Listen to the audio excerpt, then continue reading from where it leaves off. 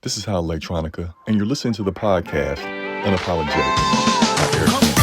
Welcome back to Unapologetic with Eric King on WOVU 95.9 FM. Don't forget, WOVU are doing some great things in our community, so get up, get out, get busy, and start supporting who we are and what we do, as well as don't forget to catch us on iHeartRadio. So all of our programs are there, so you can bring us and take us anywhere. So without further ado, I'm going to bring in my brother, my friend of over 20 plus years. And he is also a fellow entrepreneur. He is the franchise owner of WaveMax Laundry, located in Maple Heights, right next to Home Depot and right in a hair shop. So you're perfect. What's up, B? This is your first year. So the day you opened your doors was what was the date? So the first day was June 13th. June 13th. So we're almost there. We got the permit. Okay. And we opened up. Yeah. All right. Cool. So we're almost there. So we're not at 365. We're like at 3 and some change, right? 330, 350. So when you came on last year, a little bit. Guess a month or so after you had opened, and those you can go back and listen to it. Find it on YouTube at Unapologetic with Eric King. You were just getting into the thick of it. You were just there. We had talked about what it took for you to get financing, what it took for you to get the rental space that you had. So we really talked about or set up, what does it look like for you to actually just see people. Now you've been seeing people and treating people for almost a year. Yes. Right. And I'm going to assume that this has been a different journey for you. Oh, definitely. Definitely. So if you could just just give us an overview on some of the things that you've learned in this year of owning a franchise, which is a national franchise, and you were the first to own this franchise in Northeast Ohio. Is that correct? Right. Yes, sir. Okay. So tell us how it was in owning this franchise. Oh man, so much to learn. Okay. So much to learn. Every day was a learning experience, or every day is right a learning experience. Learning the community, learning how to service the community, and then learning how to build a community within the community. Yeah. Those have been the challenges, and it's like I said, this is definitely a learning experience. And that's just servicing people. We haven't even got into okay, what happens when the machines go down, or or the roof is leaking. Right. And you have to deal with the management side of things. But just focus right now as we just focus on as I say, building community. Right. Building a community in the store and setting the culture in the store. Those have been the experience.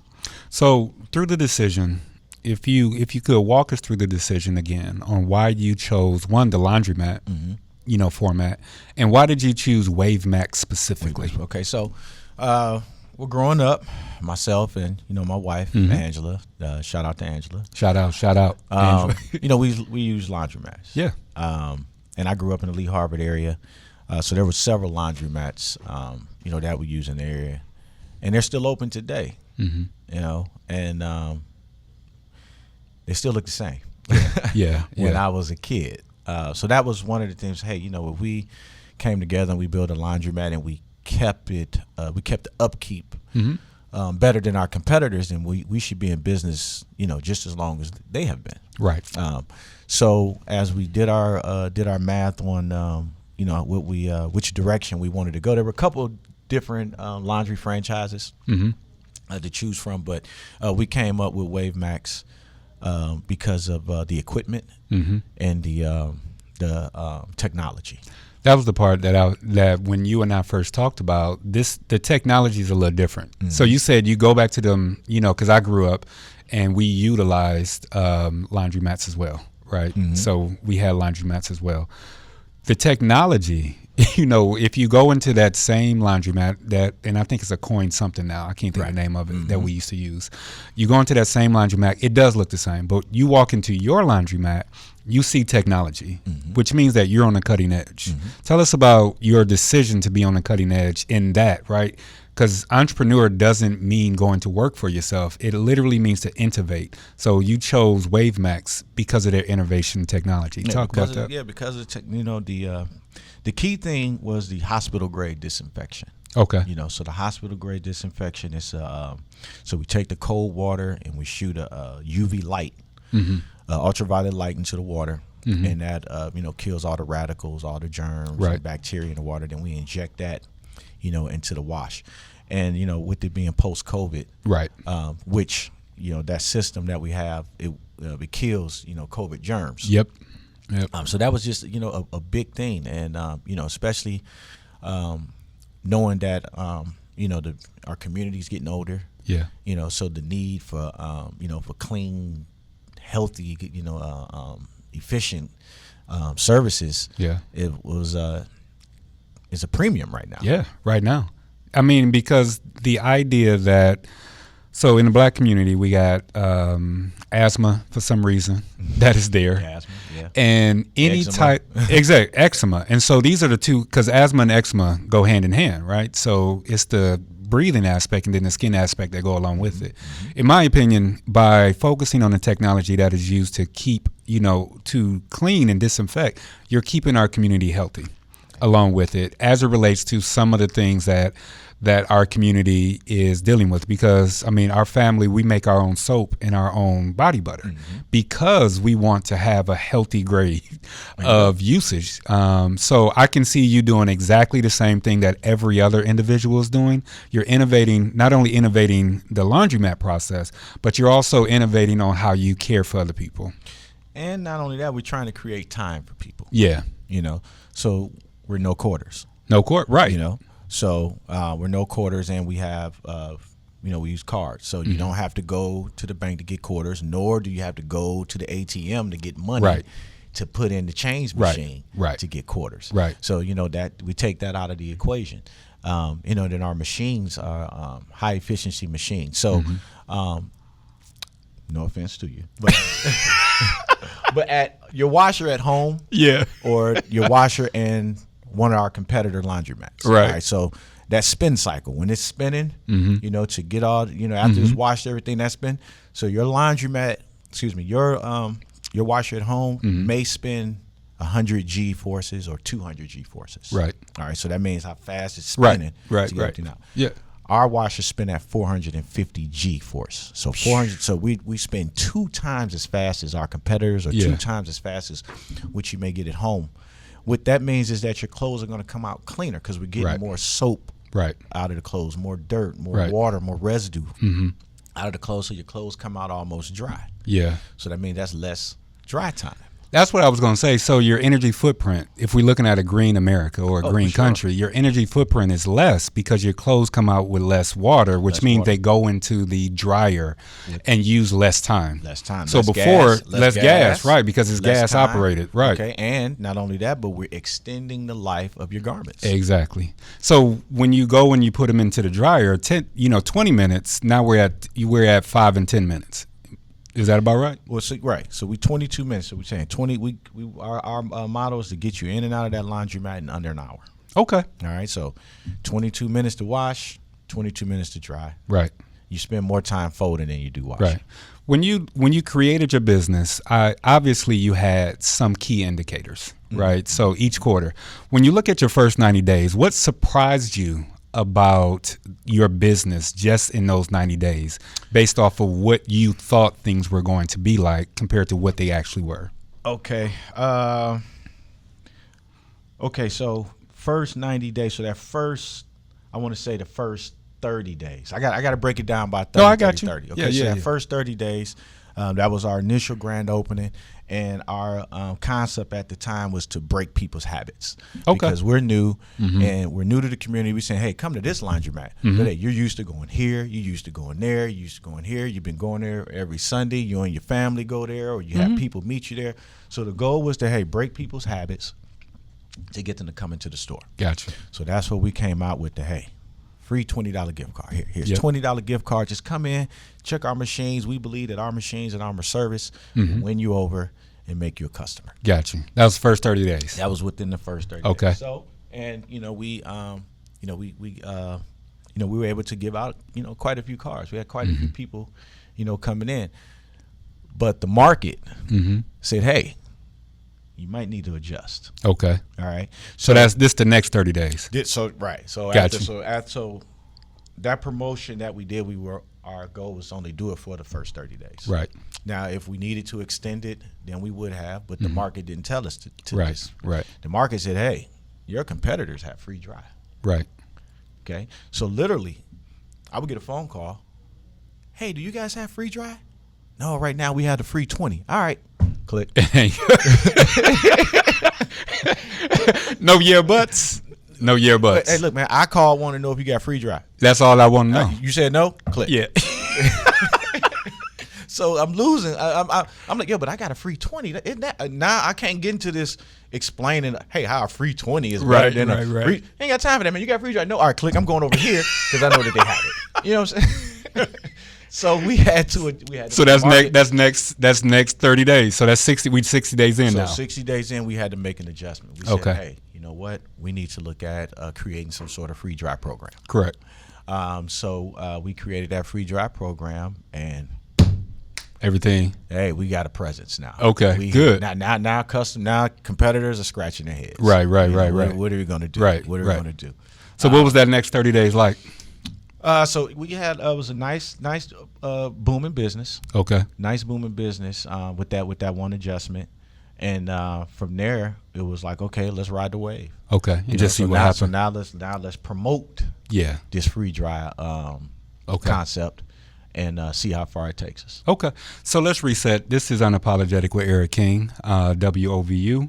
We're speaking with Brian Simmons. He is the franchise owner of WaveMax Laundry, Matt, right there in Maple Heights. 20980 Libby Road.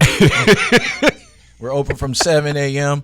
to 10 p.m. Last wash is at 9. Okay, all right. So he is also, this is his, he's coming up on his 1-year anniversary, and we're looking at his concept of dealing and, just with the business before we jump into the family. So before we jump into the family, I do want to know, when you're working with the public, there are challenges. When you're working with personalities, there are challenges. And let's be real. A lot of times we like to believe that challenges are there for, based off of individuals of economic or socioeconomic status, right? What we know is every human has challenge and has desires. When you're looking at, was there a moment where you thought that I don't want to do this anymore, or did I make that, based off of the challenge of dealing with human beings and what they want, No, I haven't reached that point, and I say that because in this 30. Okay, no, I haven't. 360. I mean, I'm saying, well, even I worked in the school district. Yeah, that's true. I had the opportunity. I worked in the school district for almost 2 decades, so I had the opportunity to work with a lot of kids, a lot of families. Yeah. And I had the opportunity to manage a lot of behaviors, personalities, right, a lot of scenarios. Right. So, be honest with you, man, CMSD pretty much prepared me for. Because we both worked in the school system, so we understand, right? Yeah, it prepared me on that end, man. Okay, so the concept of working with people is one. But once again, you're not a traditional individual. You never have, as long as I've known you. You've never been a traditional person. Let's talk about family support. So when you look at this business as it relates to your family, the first thing pops into my head is legacy and passing down. Although that is something that, is a calling card, was that necessarily your reason for going into the business and also understanding that you needed family support, your wife, who's a lawyer, to be a part of that business? Were you guys trying to create legacy based off of how y'all did it? Well, I know and understand the concept that no one is successful by themselves. Right.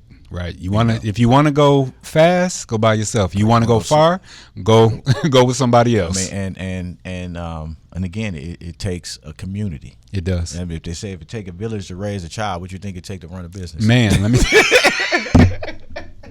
Because it is your child. So how did your family show up for you? Like I said, your wife is a lawyer, right? Yeah. So that makes it a little easy on the legalities. Makes it a little easier sometimes when it comes to compliance issues. Yeah. You know, when it's something I'm like, I can't look at this. Please, can you look at this and tell me what's going on, and then I'll figure it out from there. So, you know, those moments are great.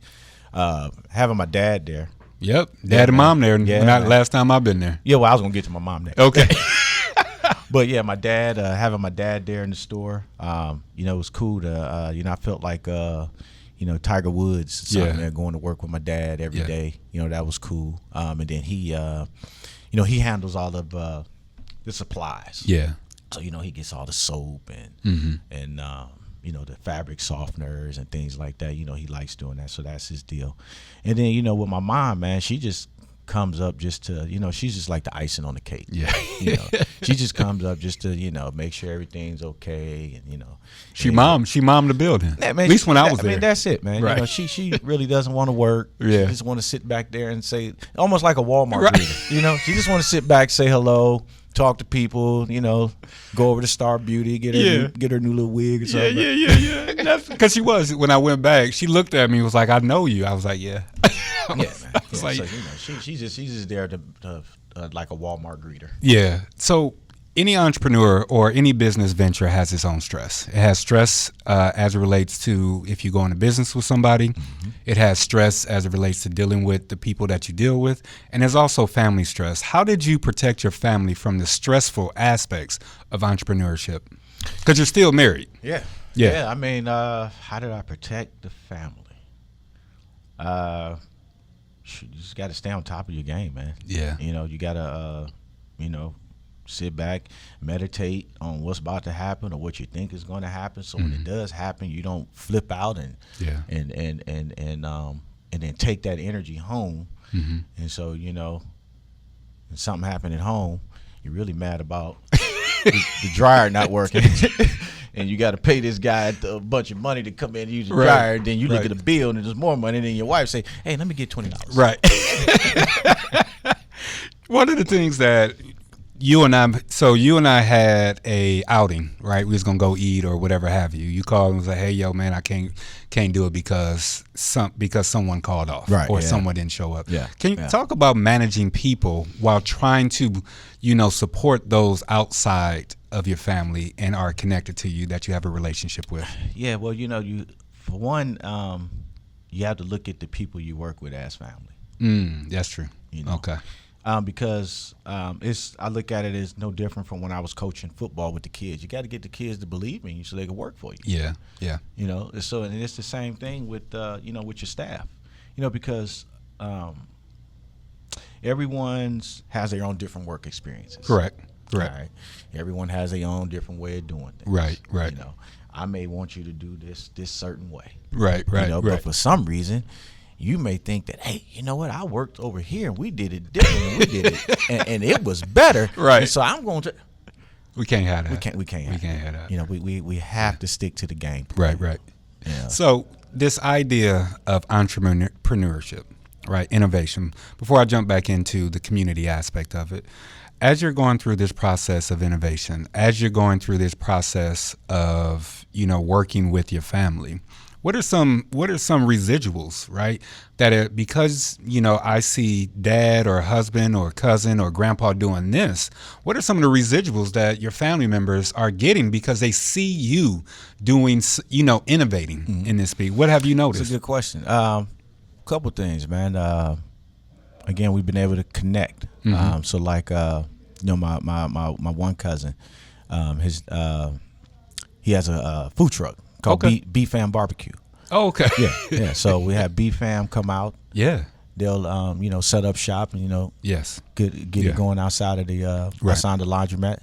And another one of my cousins, they got together and they started a company. Yeah. They started a catering service. Nice. Yeah. Okay. Yeah. So you call them up, they set everything up, cook everything, lay it out, clean everything up, and you know, get on up out of there. So it's kind of spilled over to other people in the family because every year, first of the year, we have a Kwanzaa celebration. Right. We celebrate the last day of Kwanzaa. Yep. So we get together as a family, we eat dinner. I mean, we have a meal together, and you know You do the Kwanzaa, Yeah, right? we If anyone has celebrated Kwanzaa, that 31st is that. Yeah. That's the coming together family. So you got up and you tell what you got going on for the family, what you accomplished, what your goals are, and then it's up to the family to help support you. To reach that goal. No, I get it, because so what's interesting, you as a business owner have what's called an organizational chart. An organizational chart is a system by which you got the president or the head, and then you got people up underneath. When you look at it based off in a family, what you just what I got, within your family is you have an organizational chart, and it starts at the beginning of the year, and how who's ever at the top of that organizational chart are going to support those up underneath. That's what I heard. Yeah. And so when we think about this concept of business, or we think about this concept of growth, teaming up with the community has always been something that you have been, ready to do. That's right. Who else, based off of your idea of a community, do you want this to spread to? So who do you know? I'm glad you said that. Yeah, go for it. I just met with the young lady from Woodhill Co-op. Oh, nice. Yeah, man. Yeah, around the corner. Yeah. I'm really excited that they reached out to me. She reached out to me on Instagram. Nice. Said, hey, we want to talk. We want to bring our seniors to the laundromat. Right. And wash. And I'm like, this is great. Right. This is right up my alley. Because that's what you used to do, actually, at John Adams. You used to do certain programs like this. Just like that, man. So it was for her to come in, and I sat down with them. We talked. They currently been doing some things at another laundromat, but they're going to look to transition over to WaveMax with their program. And I'm really, really excited about that, man. Once I get them in there, then I feel like I've accomplished something. I can see that go next level. When you was in school and when I was in school, we had cooking classes and laundry classes. The reason why we got stuff like this is because, and sewing classes, is because they're cutting down on certain things in school. I can see that parlaying into with your cousin, right? And that's exactly teaching them how to cook. That's my vision, man. I've actually reached out to some of my old workers at John Adams, who we're looking at putting a program together for them to bring some students out where we can show them how to wash, how to fold, how to read the label, understand why you can't put why you can't put red and whites on hot together, Yeah, I remember them days, man. I remember them days. Back with your pink T-shirt on, man. Your tie-dye joint. The idea of community has always been something first. Do you think the best entrepreneurs are the person that look community first and gain second, or vice versa? What do you think? It's funny you say that, man, because I had a conversation with the guy that came in the laundromat, makes my T-shirts for me, my man Ed Lovey. Shout out Ed. Shout out Ed. And we had a big conversation about community versus profit. Yeah. Community versus profit. And my thing with him was that I was telling him how I wanted to put up posters of different black businesses in the store, and he's like, "Oh man, that's a great idea, man." He's like, "Yeah, but you could sell, you could sell advertising space, man. You're looking at, possibly $600-700 extra $600-700 a month for that." I said, "Yeah, I hear you, man." I said, "But what if I build a community?" Right. If I build a community and I make them talk about how they advertising, that's a whole lot better conversation than saying, "Oh, well, he charged me $50 a month." Right. I said, so the goal is to build community. So if I build a community, the bread will come. And that's how it always been. You service the people, everything else comes after that. With that said, when you're looking and how do you avoid over serving? You got to read the room. Yeah. You got to read the room, man. I mean, as customers come in and, we develop relationships with them. This is a perfect example. The young lady came in the other day. And normally when she comes in, she's, "Hey, Simmons," and she's smiling. She come in and said, "Hey, what's up, man? No smiling today?" Right. And, she's, "Oh, we had something tragic in the family." Oh, man. Okay. Gotcha. All right. Yeah. So you got to read the room. The other part, and what I like about, so let's go back to it. Everyone's clothes need to be clean. Not everyone has, or these apartment buildings or whatever have safe means of cleaning your clothes, right, especially if you care about them. you have regular customers, and in having regular customers, you can do something different. Right. You can do something different for them. What other? So if you look at, and a lot of times when we talk about vision, we talk about economic vision. What you just spoke about is community vision. So in this next year, what are some, I'm going to break them up into two parts. What are some community vision and what is some economic vision that you see for yourself? Let's start with community first. So community visions, man, I want to continue to grow working with nonprofit organizations, organizations that service young ladies, organizations servicing under privileged families. Right. And then these like rescue type services, right? Like you mean the homes, or you mean? Yeah, well, I'm saying like a family whose house caught on fire. Yeah, got you. Yeah, they need their clothes. So I immediately, that organization should, hey, we got a voucher to WaveMax. You can go to WaveMax Watch. So those are the type of things that that I look forward to. Over the next year. So let's go to profit, because you can't do well from an empty wallet. Can't do it. So tell me. So what's your year? Next year. What's your vision? My thing now, man, is I really have this push to create this drop off service, man. Okay. Tell me about it. Yeah, pick up and delivery service where we get our trucks and we get on out in the community. Right. Starting off with a 2-mile radius where we go out, we pick up your laundry, we wash it, and come back and drop it off. So that's past, if you're down behind WaveMax, that's past what is that, Northfield? If you're so that 2-mile radius, that should be if I go north, I'm looking at Emory. Okay. If I go east, that'll put me like right around Richmond Road. Right. All right. If I go west, that'll put me down by Turney. Okay. Okay. So that's the west. So I guess the beauty of it is in your 2-mile radius, I'm sure there's at least 5 to 15 apartment buildings. Oh, yeah. You already know that, but apartment buildings, maybe a couple of retirement centers. Yeah. That's what I was saying. So even that just alone, although it's going to bring profit, is going to allow you to do more community service as well. So I like that. So you're going up on your 2-year. Last question on that level. You gonna open up another franchise? I am looking. Where? Where have you thought? Just go with that. Okay, my dream vision is Cleveland Heights. Okay. Why Cleveland Heights?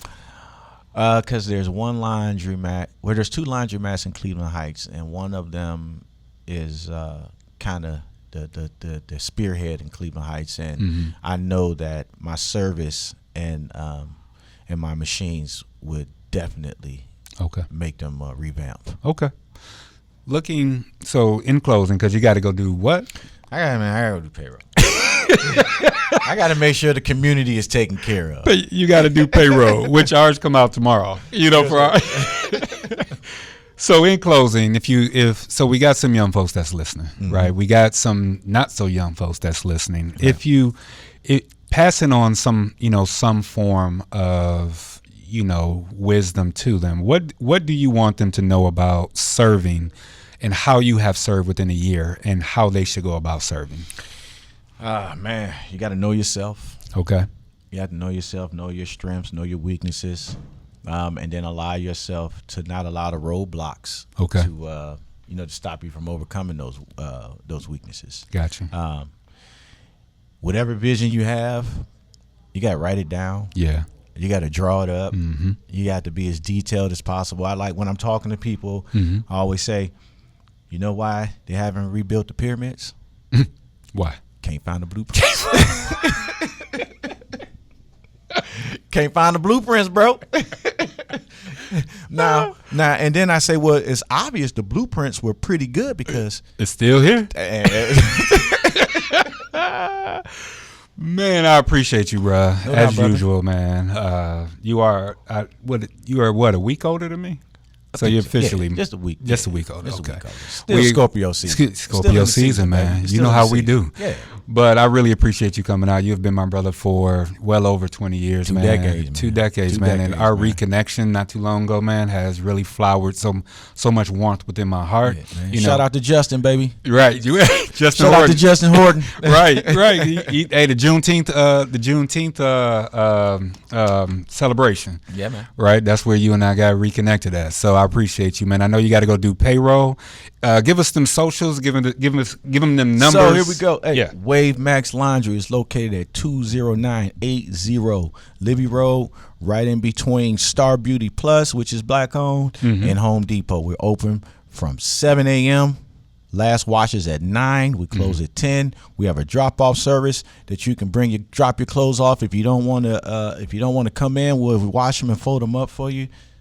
Best laundromat in Northeast Ohio. Hey, man. What about socials? We got IG. WaveMax. There you go. Maple Heights. There you go. WaveMax Maple Heights, and then on Facebook, WaveMax Maple Heights. All right, man. I appreciate you, man. Go do that payroll. Make sure everybody is getting paid, man. We're going to take a quick break. This is Unapologetic with Eric King on WOVU 95.9 FM.